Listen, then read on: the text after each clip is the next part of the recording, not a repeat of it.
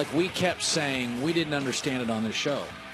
I kept saying, I don't understand why all these teams aren't offering like 4 draft picks for Jimmy Garoppolo.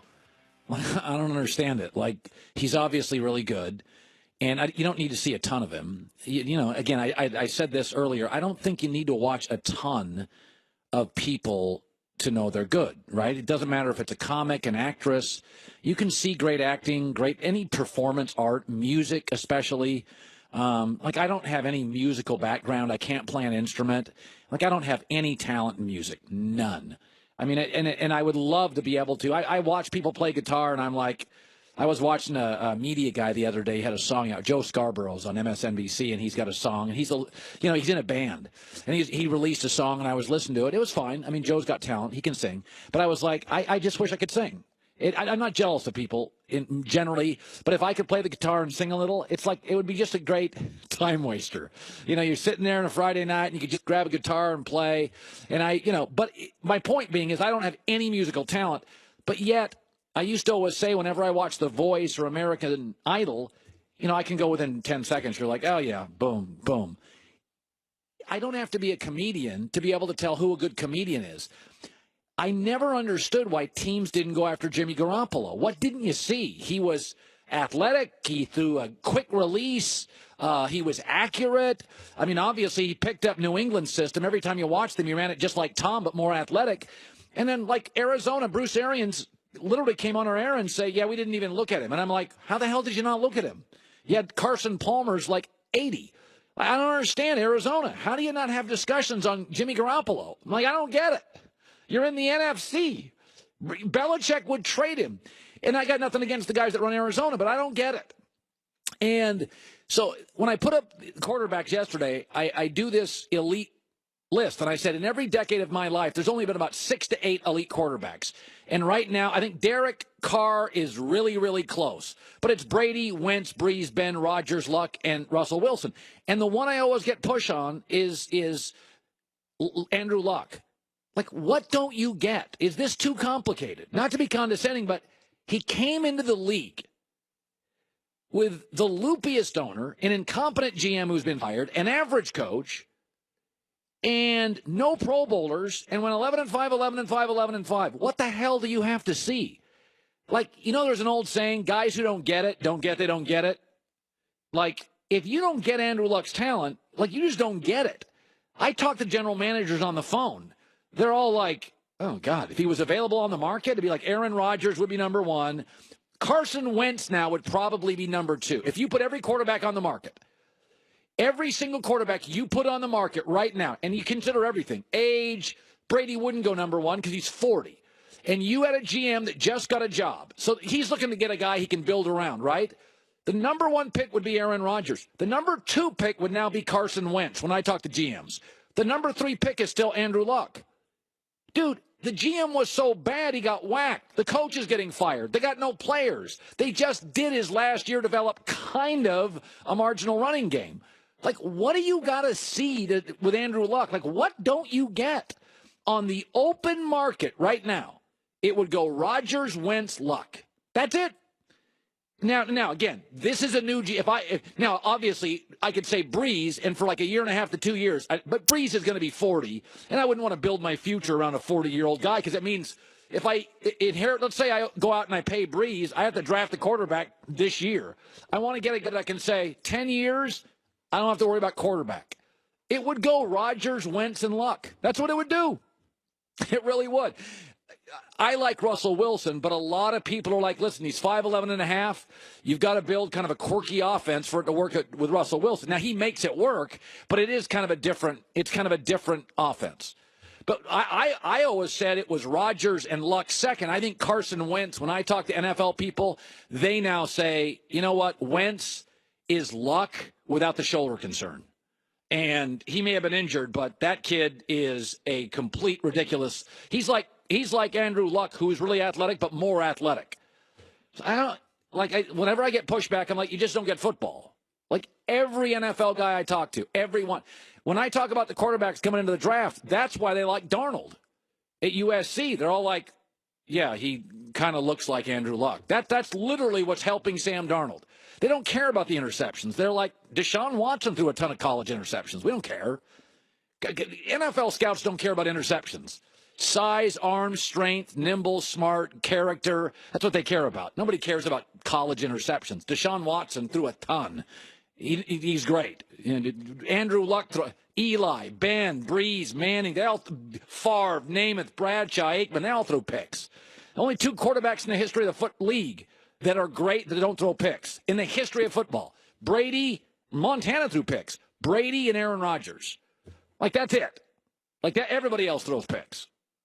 I just don't get the people that struggle with Andrew Luck. It's 11-5, 11-5, 11-5 with crap. There's not much. I mean, you're a great actor if you can get a bad script and turn it into a B-plus movie. You're not going to win an Oscar with a bad script, right? Like, you're not going to win a Super Bowl with Andrew Luck's roster. He took that thing, that flaming you-know-what, he took it to the AFC Championship. You got to be kidding me. I mean, Blake Bortles has a defense. Andrew Luck doesn't have a single player that would start for Jacksonville defensively that he took to the AFC Championship. Maybe Vontae Davis. No, he wouldn't, because the Jags have the best corners in football.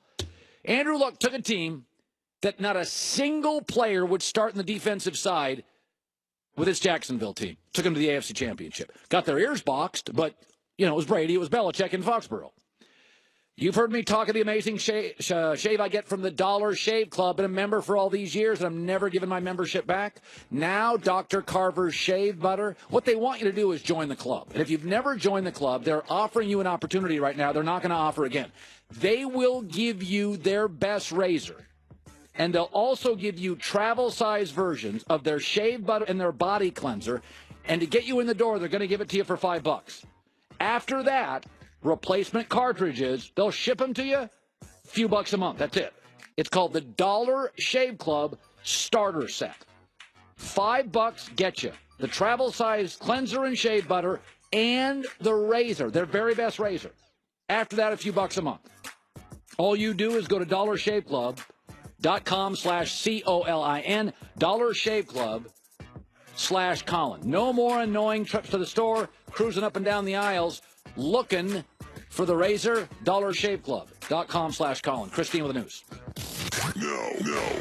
Turn on the news. This is the Herd Line News. Cowboys COO Stephen Jones was talking about Dez Bryant's future with the team, and if you listen to what he said, it's not sounding great for Dez.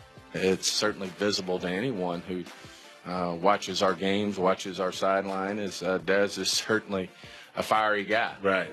Plays with a lot of emotion, both on and off the field, and sometimes that can be a distraction. It can be a distraction for Dez. It can be a distraction for other teammates, and we just have to, really get our hands around where, when you put all the full body of work together, where that's headed. And of course, we pay Dez a lot of money, and yes, he knows that. He's aware of it as anybody when he talks to Jerry and myself. Right. And he knows when you get paid that kind of money, there's high expectations in terms of the productivity, as you mentioned. I love when people compare Brady to him. Go, Tom Brady. Yeah, Tom Brady will bark once a year to coordinator. Dez Bryant every Sunday is like a 9-year-old on the sideline. Totally, and I agree with you. However, this is weird to me because the Cowboys notoriously defend people who do really awful things. So why are they outspoken about this? I think Dez is a complete headache. I think they've dealt with it for 5 years. I think there's domestic abuse isn't a headache. No question, but Greg was in and out of the operation. Dez been there 5 years. They got Dez fatigue. Like, listen, I wasn't a big fan of the Greg Hardy thing, but professional sports teams my whole life will take awful humans briefly. The problem is with Dez now, you're in a relationship with Dez for is it 5 or 6 years? I think this kid's just wearing everybody out. And frankly, Christine, he's not a good enough player anymore. John, you're the biggest Cowboy homer in the world. I think he's got average to below average hands. Is that being harsh? I don't like his hands. As a fan, I want him gone. He can't catch. Their two receivers don't know how to catch the ball. It's kind of a problem when you're supposed to catch the ball. Yeah, I just think listen, he declined athletically really quickly. Really quickly. Yeah. And I think the other thing, Christine, is Again, there is a line that I would accept. Like my line has always been assault against other people, primarily domestic assault. I'm out. Like I'm out. That's just my that's just my thing. Drug stuff depends if it's one time. I can overlook a lot, but Dez, you get to a point. Like I don't have his off the field stuff, but I can't babysit adult men. Like I agree with you. I can't do it. I just think that we should have like.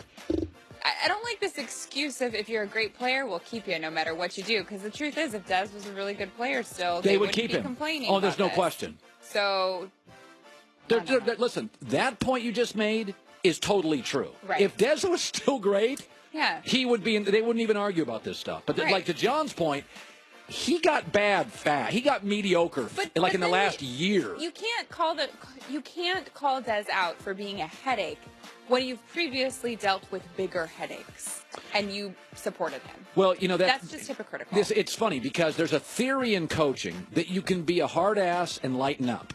That is way easier than being loose and then pretending you're the tough guy. Tom Coughlin in New York was screaming at everybody.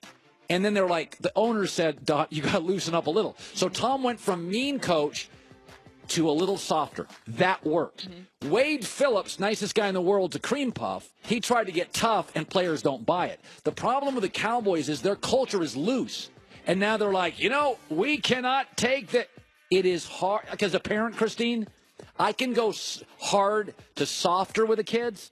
But if I'm the soft parent ice cream for breakfast, and then I come in and try to be tough, my kids will laugh at me. It doesn't work. The kids are like, Dad lets us have ice cream for breakfast. The Cowboys have always been the loose culture. Yes. This is the problem with it. Players take it too far. Well, and people, I look at this and I'm like, are you kidding me? You can't call him out for that when you defended Greg Hardy. Yeah, that Greg Hardy situation was bad. And others that they've had. Right. Earlier this week, Clint Capella said that the Rockets are the best team in the NBA, even better than the Warriors. So now Kevin Durant heard that, and he's responding to it and saying that the only players who talk trash have easy jobs. You hear that from the guys like Capella, who usually is catching the ball and laying it up from CP or James Harden. So his job is not as hard. When your job is that hard, you know you can't just come out there and say like that. You know what I'm saying? So I don't expect that from CP and James and Reza and the rest of the guys because they know how hard it is to come out there and do that every night. Capella, catch a dunk every night, so it's pretty easy for him. I love that. But I have to point out that he is now talking trash, and he just said that anyone who talks trash has an easy job. So yeah, you got to be careful. But I love trash talking. 7-footers, Capella. It's not just as easy as show up and dunk. Like you got to be a great athlete. There's a lot of 6'8" guys in America who don't play in the NBA. You got to put the time in. So even Capella's not as good as Durant. He's still a heck of a player. And you know what? Durant didn't mean that. He's just trying to twist the knife. And finally, the Cavs had a meeting, players-only meeting yesterday before practice. I loved it. And you loved it. I like yelling. I like inside screaming. Information to it? I like yelling and screaming. A resolution. Well, who said they had to yell and scream? That's what the story said. Well, they were the yelling. story that I'm reading is saying that the meeting, primarily what they addressed was the legitimacy of Kevin Love's illness. Yeah. Are you kidding me?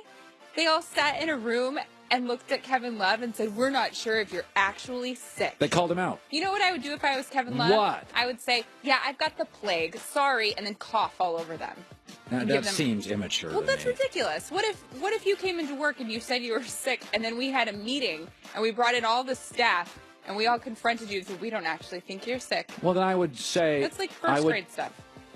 Yeah, Maybe high school. I actually like it. I like team meetings. I think generally after... I like team meetings too, but not to question the legitimacy of someone's illness. Are you kidding? This is just getting ridiculous. I really think this is bad for the Cavs. I do. And I know that everyone says this is the January thing that Cleveland does, but this seems worse than ever. And LeBron is clearly so unaware of what's going on based on that post that he did. I love about that. Himself being so amazing. You're on What if he gets 6 points tonight? Honestly, what if he gets 6 points and he doesn't reach the 30,000? Will he take it down? It won't matter because Instagram in the end doesn't matter. What were you going to ask me? I'm on Instagram. No, I mean like Instagram's one. I have a theory. I was thinking about this the other day. I was reading a story. It was a very, very well-written article on Twitter. And my 11-year-old son has a Twitter account. And I was reading some of the responses to the article, and I was shocked by how seriously people take Twitter. And I've come to the media people. Yeah, like I've come to the conclusion, if you take Twitter seriously, I can't take you seriously. Yes. Like it takes talent to be Joe Buck. It takes talent to be Bob Costas. It takes talent to be Mike Wilbon. Yeah. It takes talent to be a great columnist. It takes talent to be a great play-by-play guy, Troy Aikman, an analyst. It takes my son's on Twitter. Like anybody can be on Twitter. Right. I And mean, it it so takes my a social little talent to develop 140 characters, really something really witty. it's a sentence. Yeah, but I mean, I think anyone could do it. So I with guess the my amount of point time. is, if you take social media, like Instagram and this stuff, Well- if you take it too seriously, I can't take you seriously. I've got to disagree with you on that though, because on Instagram you can actually make a lot of money. Like, Who can? I make money off of Instagram. Not gonna lie, it's a good tool and a good business. Is it? Instagram, yes. But Twitter, not really. You can make money off of Twitter too, but it's more on Instagram. And the great part about Instagram too is that you have videos. So essentially, you're doing little mini shows on your own platform, which is great. And you can get paid for it. John, you make money on Instagram? Not so much, no. No, I've also never posted anything on Instagram, so it's tough. you could maybe, Colin, No. if you wanted to, but you've got your Casper and stuff here, Yeah. so you're good. Yeah, And Christine underwear. Witters. Christine Witters. Well, that's the news. And thanks for stopping by. The Herd I News. swear to God, I'm the only person in the world. I'm the only person in the world that thinks that John Calipari shot at Duke's a big deal. My producers are like, it's not that big of a deal. I'm like, I brought a guest on today. I thought it was such a big deal. I can't believe it. I can't believe it. This LeBron meeting on Monday, I don't think that big of a deal. I think teams fight all the time and they have meetings. And it's like whenever I see a football player get into a fight at practice, I'm like, football players get in fights at practice all the time. This meeting they had, players have meetings all the time. Doug Gottlieb brought up an interesting point with LeBron. He says the problem, well, I'll let Doug Gottlieb tell you the problem with LeBron. It's actually pretty funny. One of the things we give credit to LeBron for, guys that love LeBron like you and Nick Wright and others. Look at the record for the Cavs when he left. Look at the record for the Heat when he left. Part of it is that's who LeBron is. Like, you try and create everything to be perfect for him, and when he leaves, it's like the kid that comes over to your house, and every time he comes over to your house, right, somebody ends up being sick or the playroom's messed up. And you're like, what happened? They're like, well, LeBron was here. This is what happens. LeBron's a lot of fun, and everybody has a good time. And then when he leaves, everything is a mess. That's LeBron James. It is kind of funny. Not going to lie to you. It was. Cleveland was a mess. Miami a little bit of a mess, and the Cavs are a mess. I said this yesterday. Christine said she thought she was hearing things about LeBron in Houston. I try to be transparent on this. I want interesting. I don't root a lot for anything other than interesting, but I root for interesting. And the reason I liked Alabama in the playoff, I said they'll make it interesting because they're the best team and everybody's rooting against Alabama. I don't care if they won their conference or not. Let's get Alabama in the Final Four. It'll be more interesting because everybody hates Alabama, right? I think New England's far more interesting in the playoffs than Jacksonville. I'm not going to lie. I root for interesting. And if LeBron leaves Cleveland, I say this in full confidence, it's more interesting. It doesn't matter if he goes to the Lakers. If he goes to Houston, it's more interesting. I think I said this at the end of last year. I've got a little bit of LeBron fatigue in Cleveland. I feel like I'm watching the same sitcom over and over, the same drama. Like, okay, it's January. He complains. They'll finish second in the East. I'm kind of over the LeBron. If I ran LeBron's life, like if I ran LeBron's brand, I'd be like, dude, restart it. You got 4 great years left. Restart it. Go to Houston. Go win titles. Michael Jordan went to Washington and disappeared. You went back to Cleveland, won a title. Go to Houston, win another. I think the LeBron Cleveland thing, I've got fatigue with it. I defend him, but there is God, we've done this before. It's a boring roster. The roster's not good enough for him. I don't think Dan Gilbert's good enough for him. They got a rookie GM's not good enough for him. I would love to see LeBron James go to Houston with Daryl Morey. I would love to see it because it would be interesting. It would give us new stories. And you know what? I want listeners. You listen to me, the more interesting I am. Don't we all have LeBron Cleveland January fatigue a little? Tony Gonzalez coming up next. Does your business have any New Year's resolutions? Here's an important one to think about. It's not the idea that makes the company. It's the human capital. It's the people. This year, let ZipRecruiter help. Nobody's done a better job of transforming how you find the right talent as ZipRecruiter. They actively look for the most qualified candidates, and then they invite them to apply. That's why 80% of employers, 80% who post a job on ZipRecruiter will find a candidate within 24 hours. Find out today why ZipRecruiter is being used, and it's accelerating, being used all over this country, small and large businesses. You can post a gig for free right now. ZipRecruiter.com/herd, H-E-R-D. ZipRecruiter.com/herd. 80% of employers post a gig on ZipRecruiter, find a candidate, a good one, in just one day.